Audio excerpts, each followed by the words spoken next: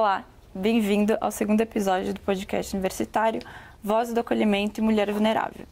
Como foi dito no primeiro episódio, a questão da violência doméstica será tema dos 3 episódios do nosso podcast, com a participação da Priscila Dáurea, psicóloga do CRAVE, que é o Centro de Referência e Apoio à Vítima. O assunto de hoje é um medidor elaborado pelo governo do município de São Paulo chamado violentômetro, uma espécie de tabela na qual foram inseridos os níveis da escala de violência doméstica, que podem ser cometidas contra as mulheres. Boa tarde, Pri. É um prazer recebê-la novamente. Boa tarde. Que bom podemos falar disso novamente, né? Muito feliz. Então, vamos começar com as perguntas. Vamos lá. No que consiste especificamente o violentômetro? Eu acho que para ficar um pouco didático, né, é isso. O violentômetro ele foi criado como um material didático.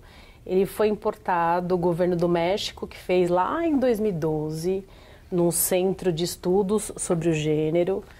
E a ideia foi pensar numa escala de violência, né? Numa gradação de violência e um material informativo.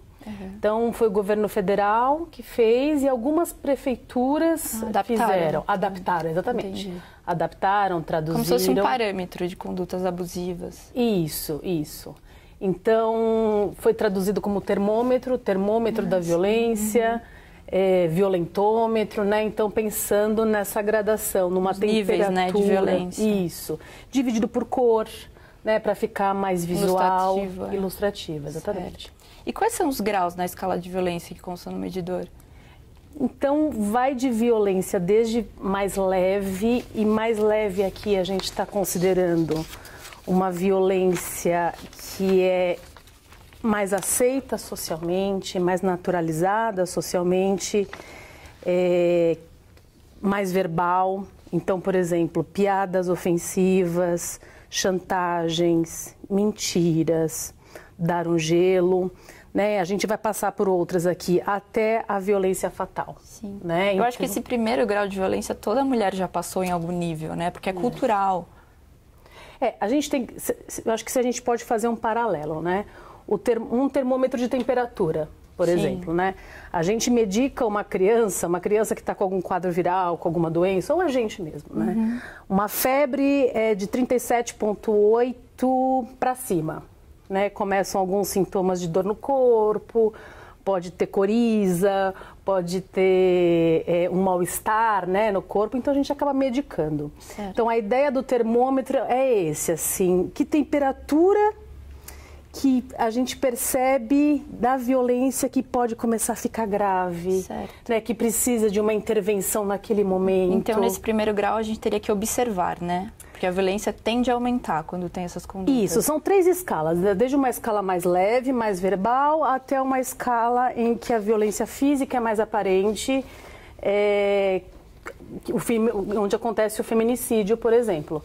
Eu acho que é importante, Mari, a gente pensar que não são consecutivas, né? Uma mulher que sofre violência doméstica, ela não vai sofrer primeiro a violência psicológica e só depois a violência física. Depende de cada caso. As coisas podem acontecer ao mesmo tempo, né? Sim. Então, por uma humilhação pode acontecer ao mesmo tempo que ela vai ter uma humilhação num churrasco, por exemplo, em família, e vai chegar em casa, vai ter a violência física, né? Sim. Então, tem, assim, ele é um medidor, é algo prático, visual, que ajuda a mulher a perceber e reconhecer as violências que ela pode estar exposta, mas mais de uma violência pode estar acontecendo ao mesmo tempo.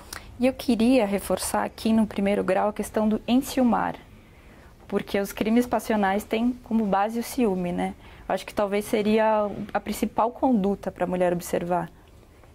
E o ciúmes... Acho que o desqualificar também, né? O ciúmes muitas vezes é romantizado na nossa sociedade. Sim, exatamente. Por isso que é cultural e todo mundo já passou em certa medida por esse primeiro nível, né, do violentômetro. Então vamos pensar assim, na primeira escala, nesse primeiro momento, é quando a temperatura não está 39, Sim, 40 graus. Por isso que no medidor fala, tome cuidado, a violência tende a aumentar. Isso, vamos então, observar. É né? aquela criança que começa a ficar febril. Sim. Criança que está com 37 de febre. Então, vamos observar para ver o que está acontecendo. Importante de não normalizar essas condutas, né? Não observar é normal no começo. O controle exagerado, não é normal o ciúme Mudar exagerado. o gelo, né? Que é o ghost, o termo que é muito usado hoje em dia.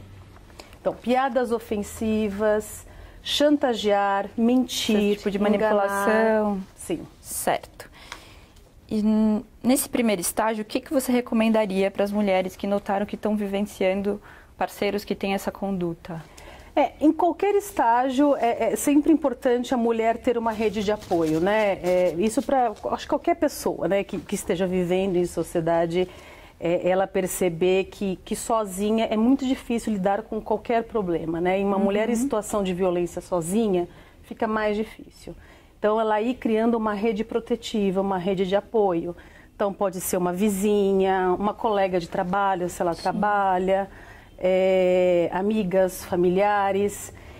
Exatamente porque a gente vai ver, por exemplo, nessa temperatura mais ou menos no meio do termômetro, tem o controlar e proibir. Sim, é aí que já é o próximo que a gente vai falar. Então, no primeiro grau, para resumir, seria observar, ver se são condutas isoladas e se vai aumentando. Sim, observar, ver se é algo que aconteceu pontualmente, se é algo daquela pessoa, daquele parceiro, como um fator estressor, Sim. né?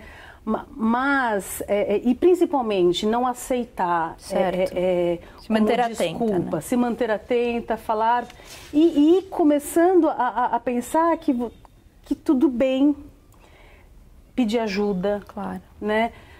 Claro. Tudo bem perceber que talvez não seja tão aquele comum, por mais que, né, na nossa cultura. Quanto ao segundo grau na escala, note-se que pelas posturas elencadas a violência vai aumentando. Isso. Quais seriam essas posturas do segundo grau? A violência ir aumentando quer dizer que ela começa a ser menos verbal, né? Ela vai ser mais aparente, ela vai sair um pouco do controle, né? Então, vai ser o empurrão. Certo. Vai ser começar a falar muito alto e brigar quando chegar do trabalho, chegar de um jogo de futebol. Então, esse descontrole do autor da violência fica mais aparente, então a violência também fica mais aparente. Aqui no violentômetro fala destruir objetos, não só com a pessoa, mas agressivo com o ambiente também, né? Lembrando que violência doméstica, né, e a gente está falando de um violentômetro e violências que assolam a mulher dentro de casa, principalmente, né? A violência doméstica, ela traz pra gente a violência patrimonial, a violência sexual, a violência moral, a violência física, a violência psicológica. Então, pegar o celular da mulher, né? Querer ver redes sociais, ver o que ela conversou com as amigas. Esconder as roupas, né? Tem muitos casos disso. Rasgar roupas. Jogar fora o celular. Proibir, controlar. Então, são fenômenos que acontecem, inclusive, que já precisa da intervenção do Estado. E aí entra na segunda pergunta. Sim. O que essas mulheres têm que fazer a partir do momento que elas percebem que elas estão no segundo grau do violentômetro? Esse segundo grau, e mais uma vez, né? Às vezes não vão acontecer bonitinho, como se a parte mais leve viesse primeiro e depois, às vezes vai acontecer ao mesmo tempo, exatamente. Ou pode ser direto para o segundo grau, é só uma tendência. Mas, no geral, tende a aumentar, né? Certo. Se é uma relação mais abusiva, se for uma relação mais abusiva, se for uma relação mais tóxica. O ideal já é a intervenção. Já é pedir ajuda. O que é essa intervenção? Sair de casa, se ela quiser sair de casa, procurar ajuda para algum terminar o relacionamento, familiar, terminar o relacionamento, chamar a polícia, discar 190, chamar a polícia. Muitas mulheres não querem continuar nessa mesma casa, né? Hoje a Polícia Militar faz a prisão em flagrante aqui em São Paulo. Essa prisão em flagrante, ela tem que levar o autor do crime para a presença de um juiz ou uma juíza em até 24 horas. Então, até 24 horas essa mulher tem uma medida protetiva. Sim. Então, é importante que a tensão vai aumentando e a intervenção precisa acontecer. Só para reforçar, mesmo que sejam lesões grau leve.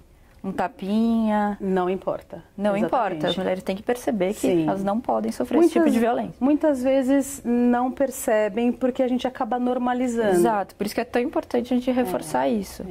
Mas foi só um tapa, mas foi só um puxão de cabelo. Só quebrou meu celular. Só quebrou meu celular. Só rasgou uma roupa. Já ouvi coisas do tipo, ele só cortou meu cabelo. Sim, é muito comum isso. Tudo que tem a ver com essa coisa mais estética. Eu ia até te perguntar, né? Sim. Porque esse tipo de crime vai muito no rosto das mulheres, né? Na roupa. Então, eles querem destruir a imagem, né? Porque a mulher, segundo o conceito, seria uma propriedade, eles acham que eles têm direito sobre isso. É destruição da imagem, do protagonismo. Teve até um crime recente, uma médica, que ela foi morta carbonizada, que o delegado falou que ela tinha várias fraturas no rosto. Que é bem típico do feminicídio. E mais pra frente a gente vai acabar falando, né? O quanto a gente já tem de aparato, de rede protetiva, de rede especializada para cuidar dessa mulher depois, né? De fazer uma reparação estética, uma reparação odontológica, muitas vezes. Elas não estão sozinhas. E entrando no terceiro grau de violência, que eu acho que seria o mais fácil de perceber a gravidade das ações, mas também o mais perigoso, ele requer mais atenção. Então, nesse caso, as mulheres têm que procurar ajuda imediata. Quais são as posturas, se elas perceberem que elas têm que procurar ajuda? Pensando nesse termômetro em que a febre está 40, 41 graus... Denuncie imediatamente. Muitas vezes é uma criança que precisa de um hospital, né? Precisa de uma emergência, né? Precisa desse pronto atendimento, desse pronto socorro. Então, vamos então elencar especificamente essas condutas? Ameaça de morte, ameaça com objetos e armas, e aqui a gente está falando armas, não só armas de fogo, a gente está falando de armas brancas também. Qualquer tipo de objeto, casa. Uma garrafa. Canivete, estilete, alicate de unha, coisas que podem ter em qualquer casa, né? Faca de cozinha. Exato. Então, martelo, enfim, tudo que possa machucar em um grau mais grave. Chutar, confinar, prender. Então, infelizmente, casos de cárcere, né? Mulheres que acabam sendo privadas da liberdade, né? E aí, voltando naquele conceito de propriedade que para mim é muito importante, como se a mulher fosse um objeto que você pode prender, que você pode destruir, que você pode controlar. Conceito de propriedade, como é importante criar uma rede protetiva que estranha se a mulher não faz um contato. Sim, porque muitas vezes elas se afastam, né, dos amigos, dos familiares. Sim.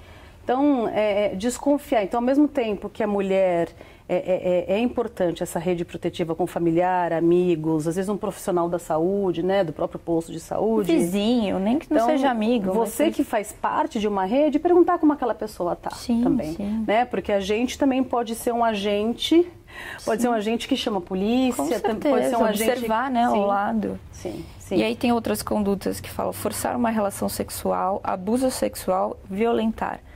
Forçar uma relação sexual também é gravíssimo. Eu acho que mesmo isso você merece esteja uma casada, parada, Mari, porque isso é algo também que é naturalizado na nossa sociedade. Por isso que eu queria reforçar esse ponto. Que como se a relação sexual fosse consensual automaticamente pelo fato de você estar casado ou namorando. Exato, né? Não é verdade. Uma relação sexual saudável precisa ter o desejo dos dois, pelo menos. Explícito, expresso. Expresso. Então, existe violência sexual, existe estupro dentro de uma relação íntima. Com certeza. Né? Estou me lembrando uma vez de uma senhora que eu conversei por telefone e ela falou, não, mas não foi estupro porque ele é meu marido. Né? E o quanto falta desse reconhecimento e muitas vezes dessa informação, né? O autor do estupro não é só aquele desconhecido que pode estar no beco. Com certeza. Né? O autor do estupro é aquele que pode estar dentro de casa. E é esse que está dentro de casa que muitas vezes a gente não reconhece e foi criado para não reconhecer. Aproveita da situação. Mais uma vez a cultura influenciando, né, na dificuldade das mulheres perceber. Sim. Então, abuso sexual, ameaçar de morte, forçar a relação sexual, violentar, mutilar até matar.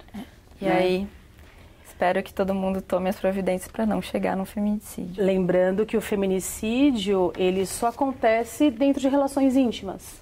Sim. Né? O feminicídio, ele é o ponto final, infelizmente, e muitas vezes de um longo percurso de violência doméstica. Sim, porque ele tem um núcleo, né, o desprezo pela mulher, a misoginia. Então a gente tem... Não o homicídio em si, né? Ele tem um núcleo. Sim.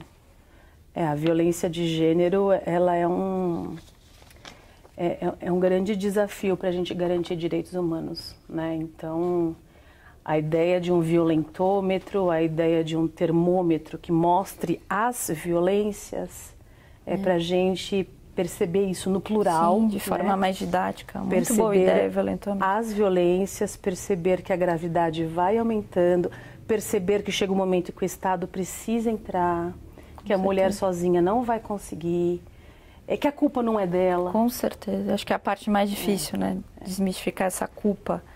Então, independentemente do nível de violência constar no grau 1, 2 ou 3, qual a importância do tratamento psicológico e da rede de apoio familiar e dos amigos, seja para o acolhimento, seja na identificação das condutas abusivas? O tratamento psicológico para a mulher vítima de violência, a gente entende hoje a violência doméstica como multifatorial, né? Não existe uma causa privada, ela é pública, né? Sim, sim. Então, a solução também tem que vir de ordem pública. Né? Então, jamais vai ser um atendimento psicológico que vai culpar a mulher por aquilo que está acontecendo. Com certeza. Mas, minimamente, vai oferecer um espaço de reflexão de gênero, um espaço para ela tentar resgatar na história dela, que muitas vezes ela não é a única da família dela, está reproduzindo que a mãe, a avó, a bisavó, e ele também. Sim, com certeza. Cultural. O autor da violência independentemente também. de qual parte a gente esteja falando. Então, é um atendimento que é quase psicoeducativo, né? Que mostra que acontece no mundo inteiro. Sim. Não é... É muito importante a questão da representatividade para essa cura, né? Sim, sim. É representatividade, ela vê que a solução não é uma solução solitária, ela vai precisar de uma rede de apoio, vai precisar de uma rede especializada, vai precisar de atendimento médico muitas vezes. E vai precisar, algo que é bem importante, Mari, começar a frequentar ações de cidadania. Né? A gente vê na prática a mulher que está bem, depois de um longo histórico de violência, que consegue sair da violência, é a mulher que quer influenciar outra mulher. Com certeza, porque ela sabe a importância da representatividade, né? É a mulher que quer... Aquele projeto Me Too, como foi importante. Exatamente, todo mundo isso. no mundo começou a desabafar, a perder a vergonha, porque mulheres foram abusadas e todas começaram a falar. E você se sente, né, mais segura, você não sente que você é a única no mundo que passou por isso. Então é muito importante a representatividade. Exatamente, e saída por ações coletivas, né? Então, ações coletivas na arte, ações coletivas na cultura, Sim, em peças de teatro e documentários. Então é isso, a gente acredita que é um atendimento psicológico que abre espaço para reflexão. Sim. Da vida familiar dela, obviamente, para ver a reprodução nas gerações, mas também para ver saídas. Com certeza. E reforçando mais uma vez, Pri, a gente que vai fazer isso em todos os episódios dos podcasts, onde que as mulheres poderão procurar ajuda imediata e auxílio governamental? A gente já falou no primeiro episódio, mas vamos reforçar de forma resumida. Na emergência, que é essa febre de 40 a 41 graus, desculpe, é polícia militar, né? 190. 190. Porque é isso, a pessoa está com risco... Flagrante. E fica super difícil, não dá para apostar o que pode acontecer. Sim. 190, polícia militar. Em casos de denúncia, pessoas que queiram denunciar, tem 156 da prefeitura, aqui em São Paulo, da prefeitura, ou 180, que eu disse que denúncia. Tem o boletim eletrônico. Boletim eletrônico. Se a pessoa não quer, porque muitas mulheres, né, que sofrem violência doméstica têm vergonha de ir na delegacia, têm medo de ser revitimizado numa delegacia. Está muito fragilizada psicologicamente, não tem Então pode ir num posto de saúde, pode ir numa UBS do território dela, que é a unidade básica de saúde. Aí são os locais físicos que a gente quer comentar. Pode ir num centro de referência da mulher, do território dela. A Casa da Mulher Brasileira, que é 24 horas, é importante ressaltar. 24 horas, né? Então, são centros especializados que têm atendimento jurídico, psicológico e social integrados. E tem estação do metrô também. Sim, algumas unidades da móveis. Luz e da Santa Cecília, tem um terminal de ônibus Santa Amaro, se eu não me engano. Sim. Então, e políticas públicas do município de São Paulo seria o auxílio moradia... que é o auxílio aluguel, né? Pensando que muitas mulheres são vinculadas ao autor da violência por questões financeiras, não só questões emocionais, né? A gente está falando de vínculos também por isso.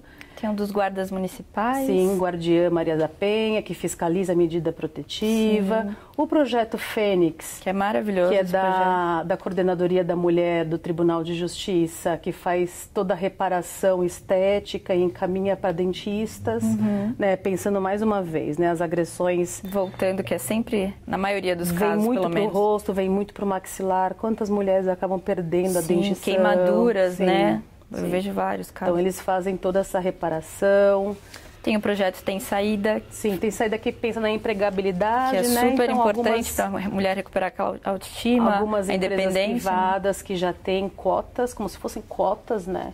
Uma reserva de vagas para mulheres vítimas de violência doméstica. Então é isso, né? Soluções coletivas e pensando em abarcar as esferas de recuperação da dessa nossa mulher, vida, né? Assim, a nossa vida do trauma, social. né? Porque querendo ou não, é um trauma, independentemente do nível, né? Porque é subjetivo como afeta cada mulher. Às vezes ela está no primeiro nível e se afeta muito. Sim. E eu mesmo sendo psicóloga, eu não aposto que só o atendimento psicológico vai dar conta, né? Então, atendimento médico, psiquiátrico, o atendimento jurídico, né? Porque são mulheres que muitas vezes precisam ver questão de pensão, precisam ver questão de guarda, precisam ver né? divórcio, né? Sim.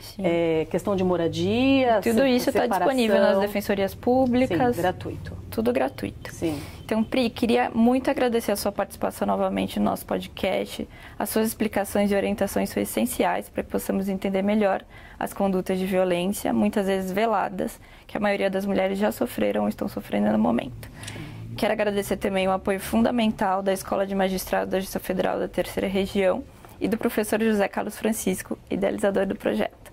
Espero vocês no nosso terceiro e último episódio sobre o tema.